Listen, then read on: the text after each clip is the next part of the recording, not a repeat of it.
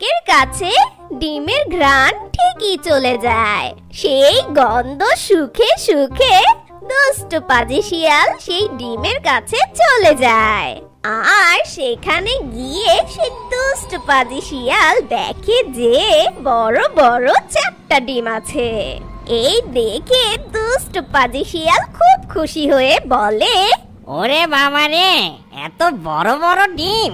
এগুলো কার ডিম? হাতির ডিম নাকি ঘোড়ার ডিম?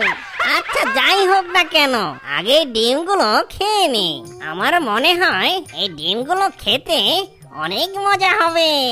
হাট্টিমা টিম টিম, আহা মজা মজার ডিম! হাট্টিমা টিম টিম, আমি খাবো এই ডিম। আরে হলুদ সবুজ কালো লাল, আজকে আমি মালামাল। তখন সেই মোরগ আর মুরগি পাশে থাকা গাছের উপরে দাঁড়িয়ে দেখছিল।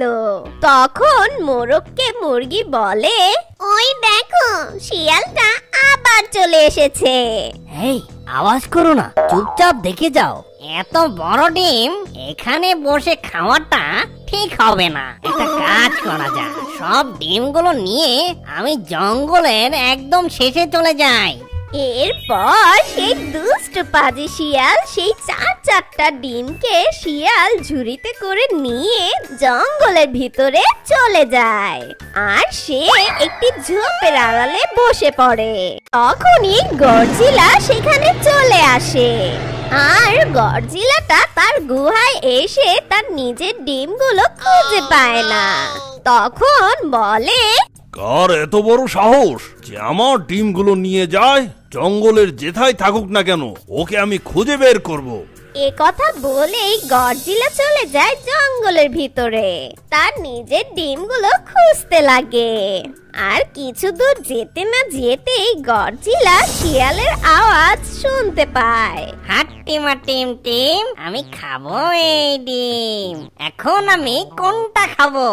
বড় খাবো না ছোট খাবো, নাকি সবই খাবো?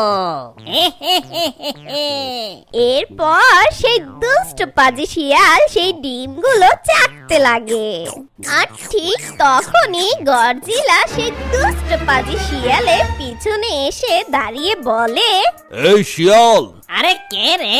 আমার খাবার সময় ডিস্টার্ব করতে এনি।